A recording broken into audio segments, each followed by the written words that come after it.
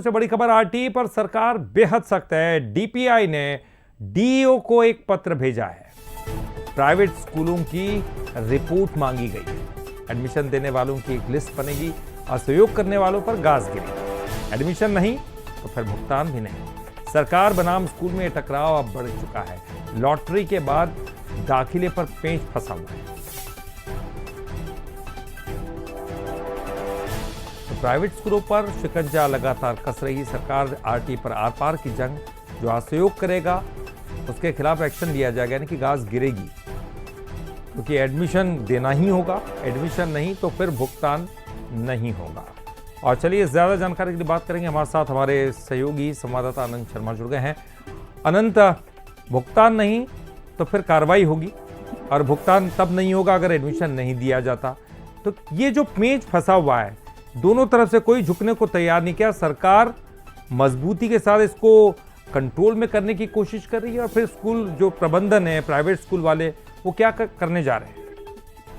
बिल्कुल ललित जी, देखिए जिस तरीके से छत्तीसगढ़ में आरटीई को लेकर प्राइवेट स्कूल और सरकार आमने सामने आ चुकी है, और जो निर्णायक जो अब नतीजे की अगर बात करें तो वो निर्णायक दौर पर अब ये पूरा विवाद जो है वो पहुंचता नजर आ रहा है। जिस तरीके से देखिए डीपीआई ने आज सभी जिलों के डीओ को पत्र जारी किया है, और इस पत्र में साफ तौर पर लिखा गया है कि जिस आरटीई के तहत जिस भी स्कूल में एडमिशन शुरू हो चुके हैं उसकी सूची उन्होंने मांगी है। इसके साथ ही देखिए जो आरटीई के तहत एडमिशन नहीं दे रहा है उसकी अलग सूची तैयार करने की बात कही गई है, और उसकी सूची भी मांगी गई है। इससे साफ तौर पर संकेत है अगर कोई आरटीई के तहत अब एडमिशन नहीं देगा तो उसकी जो प्रतिपूर्ति की राशि है वो रोक दी जाएगी। और जिसके अलावा देखिए लगातार ये असहयोग आंदोलन 1 मार्च से प्राइवेट स्कूल एसोसिएशन चलाता हुआ नजर आ रहा है।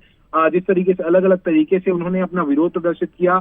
17 अप्रैल की बात करें तो काली पट्टी लगाकर उन्होंने विरोध किया था। 18 को स्कूल बंद किया था, और देखिए आगे आने वाले दिनों में भी वो 23 अप्रैल को मंत्रियों को पत्र लिखने वाले हैं। 24 अप्रैल को जनप्रतिनिधियों को गुलाब देने वाले हैं।